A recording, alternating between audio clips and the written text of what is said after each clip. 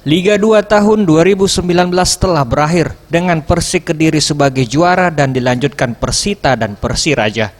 Ketiganya berhak untuk promosi ke Liga 1 musim depan. Sementara itu Laskar Wongkito harus kembali bermain di Liga 2 musim depan setelah kalah dalam babak semifinal maupun perebutan tempat ketiga. Melihat hal ini, banyak pihak yang kecewa atas prestasi yang ditorehkan Sriwijaya FC, termasuk masyarakat kota Palembang.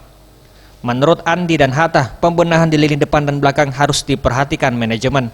Selain itu, dari manajemen tidak perlu memberikan banyak bonus di setiap permainan, karena dengan kemenangan bisa memberikan hiburan dan kebanggaan masyarakat Sumatera Selatan. Dari Liga 1 kan dulu bagus, dibanggai masyarakat Palembang. Tapi sekarang mah galau-galau yo lah, bagus lagi, apa namanya itu? Kayaknya manajemennya perlu dirombak lagi. Dari juara bertahan sampai ke Liga 2. Kan malu kan Palembang kan? Ya, bagi masyarakat Palembang sangat kecewa soalnya dari Liga 1 tahun kemarin itu bagusnya Kak. Dari pemain kan dari awal dari pertahanannya kan sama yang strikernya itu bagus.